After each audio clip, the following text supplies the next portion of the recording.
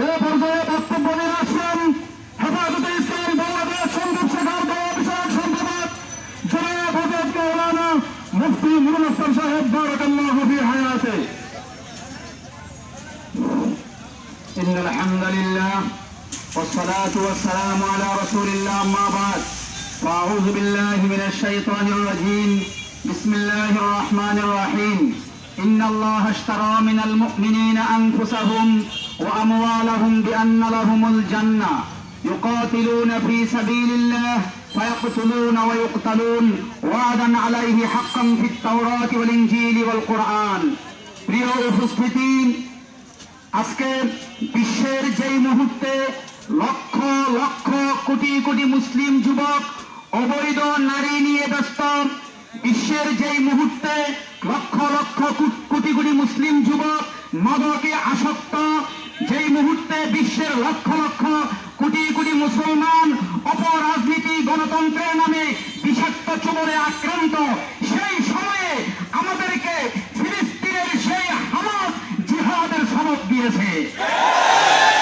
সুতরাং মুসলিম যুবকদেরকে আমি আজকে এই প্রোগ্রাম থেকে মেসেজ দিতে চাই, এই অসভ্য গণতান্ত্রিক এই রাজনীতি তোমরা ছাড়ো, এই মাদক তোমরা ছাড়ো, এই জেনা ব্যভিচার তোমরা ছাড়ো, আজকের মজলিস থেকে তোমরা জিহাদের শপথ গ্রহণ করো।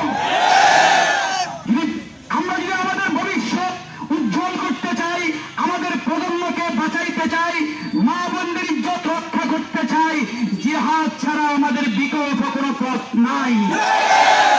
আমরা সবাই অবগত আছি, ইতিমধ্যে আমাদের পার্শ্ববর্তী একটা ইসরায়েল আছে না নাই?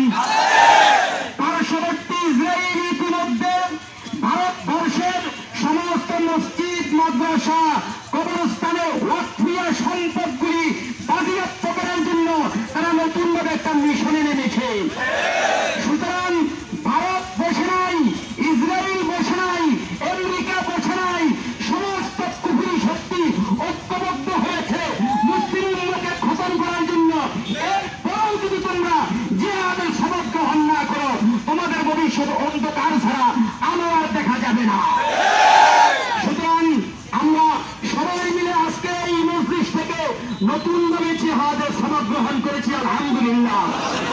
আমরা জানি দ্বিতীয় বিশ্বযুদ্ধের পরে, আমরা জানি দ্বিতীয় বিশ্বযুদ্ধের পরে পৃথিবীতে শান্তিকে প্রতিষ্ঠার জন্য জাতিসংঘ প্রতিষ্ঠা করা হয়। কিন্তু আমরা কি দেখলাম? জাতিসংঘ প্রতিষ্ঠার পর থেকে এই পর্যন্ত আমরা কি দেখলাম?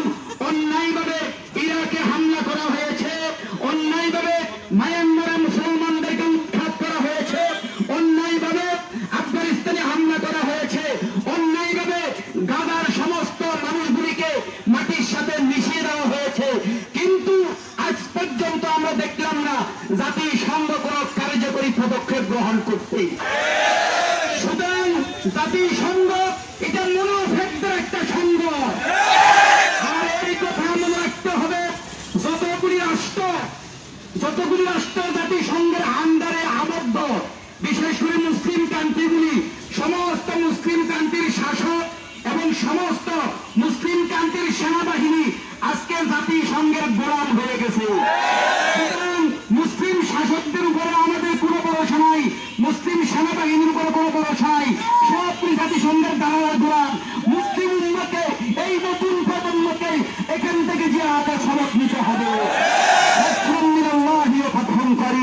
আমিন। ওয়া আখিরু দাওয়ানা আলহামদুলিল্লাহি রাব্বিল